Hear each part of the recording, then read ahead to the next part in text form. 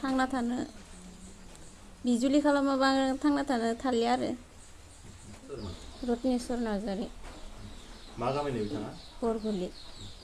बिथाङा लांगोन हाबा खालामगोन होननानै 2018 निफ्राय 2000 दा बिनानावनि गाज्रि खामानि बेसे गोबाव जाखो गाज्रि खामानि जानाया एप्रिलाव दा बिनानावा मा नागिरगोन आंनो न्याय नांगौ मोजां मोननाय समाव मा मा बुंदोंमोन हाबा खालामगोन लांगोन होननानै लांफैगोन होनदोंमोन ओमफ्राय दिनैयालासे गैया फैयाखै 2 माह जाबाय नार्जारि खोनानो मोन्दों बिथांनि कावरबानि आइसि खौ गरेस्वर समस्तिनि MCL पबित्रखौ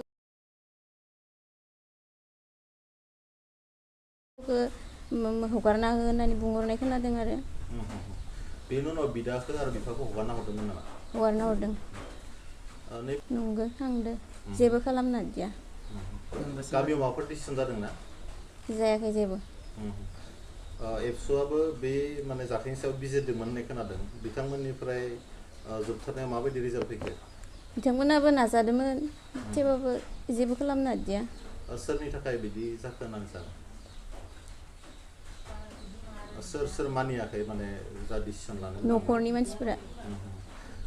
न'खरनि मानसि हिसाबै सोरनि बांसिन आखाइ दङ होनना सानो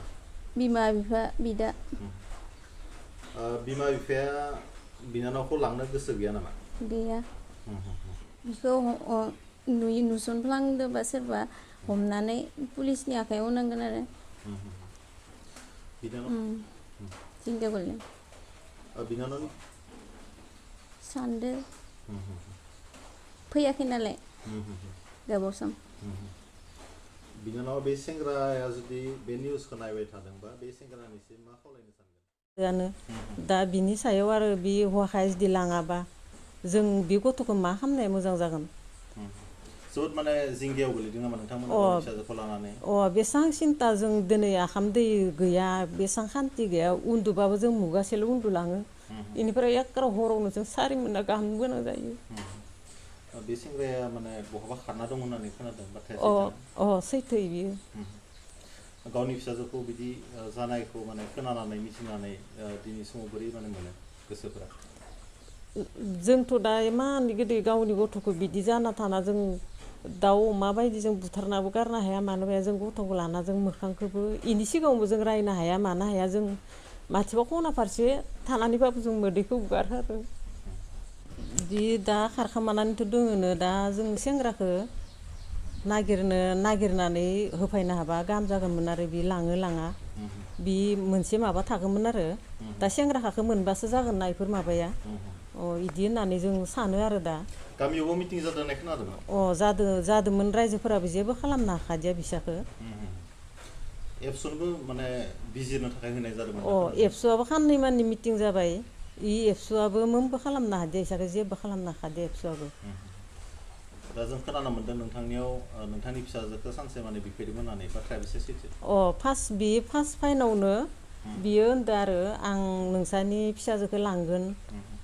आरो आं गोसो थोदो ओमफ्राय नोंसा आइ आफाया लाङाबा नों मा खालामगोन होनना बुंदोंमोन आं फार्स्ट फाइनावनो ओमफ्राय आइया आंनि बाथ्रा लाखायो आं बुजायबानो लागोन इयो लांगोन आङो ओरै होननानै ओमफ्राय आं फिसाजोखौबो रायदोंमोन आरो नों मानो गामियावनो इदि गोसो थोदो आमुगदो नों इसिनि फरायनानै होनना रायदोंमोन रायनाव बे हौवाखायानो सिखार खालामना लादो मोजां मोनदो होननानै हौवाखाया सिखार खालामना लादो इनिफ्राय आरो होनदो आरो नोंथांमोना गार्जेन हिसाबै मा लुबैगोन बे सेंग्राया माने गाज्रि खामानि मावदों प्रेगनेन्टबो जादों होननानै नोंथांनि फिसाजोखौ जों खोनानो मोन्दों दा माने गाज्रि जाथाय जोबोद माने दुखुनि जाथाय माने सोलिगासिनो दं होननानै खोनानो मोन्दों मा जानाय बे गामिनिनो सेंग्रा बियो फार्स्टनिफ्रायनो मोजां मोनदो होननानै बुंना लादोंमोन जोंफोरनि सिगाङावबो दा आरो गेजेर ससेयाव बिसोर गारलायदोंबो आरो दा उनाव आरो मबाइलजों मोजां मोनखोमानानै दा बेफोरबायदि गाज्रि खामानि जालायनानै दा 5 माह दोङो बियो खिथाना खिथानो होआखैमोन सेंग्राया आं लांगोन होननानै खिथानाङा न'आव होननानै ओमफ्राय लास्ट टाइमाव आरो बियो खारखोमानानै दा दङ आरो मा मुं बे सेंग्राया रत्नेस्वर नार्जारि गामि हिसाबै बरगुलि सारांपारा बे गरेस्वर पुलिस स्टेसननि सिङाव गोलैयोना औ बिथाङा बे गामिनिनो सेंग्रा बियो फार्स्टनिफ्रायनो मोजां मोनदों होननानै बुंना लादोंमोन जोंफोरनि सिगाङावबो दा आरो गेजेर ससेयाव बिसोर गारलायदोंबो आरो दा उनाव आरो मबाइलजों मोजां मोनखोमानानै दा बेफोरबायदि गाज्रि खामानि जालायनानै दा 5 माह दोङो बियो खिथाना लायाखैमोन खिथानो होआखैमोन सेंग्राया आं लांगोन होननानै खिथानाङा न'आव होननानै ओमफ्राय लास्ट टाइमाव आरो बियो खारखोमानानै दा दङ आरो मा मुं बे सेंग्राया रत्नेस्वर नार्जारि गामि हिसाबै बरगुलि सारांपारा बे गरेस्वर पुलिस स्टेसननि सिङाव गोलैयोना औ बिथाङा जुदि खारना दङ होननानै जों खोनादों जुदि रायजो राजाफोरा नुयोबा बिथांखौ मा खालामनो थाखाय रिकुवेस्ट खालामगोन बेखौ पुलिसनो थाखाय हमनानै हरोबा मोजां जायो हिन्जावसानि जिउखौ लानानै नोंथांमोना माने जोबोद सिन्थायाव गोलैदों नामा बिराद सिन्था दा बिसिनि टाइमाव गुबुन मानसिनोबो हरनो हाया हरबाबो नों माबा मोनसे खालामनानै हरबायानो दे उनावथ' बिराद हाराखास्ति जायो खन्थाइ रायजायो बुजायो जों माबायदि हरगोन दा इयो गाव खारखुमानाय हिसाबै बिमा बिफानि बाथ्रा लाना खारखुमानाय हिसाबै गाव गाहाय जानानै जुदि आर'ज गाबना लाफैयो जों मानिना लागोन बेखौ नोंथांमोना माने बे एफआइआरखौ जे पुलिसा जेरैबायदि खामानि मावनांगौ ओरैबायदि खामानि मावदों ना मावाखैबो जानो हानाय बिसोरो सिं बिसोरनिफ्राय माबा मोनसे रां लाखोमानानै थानानै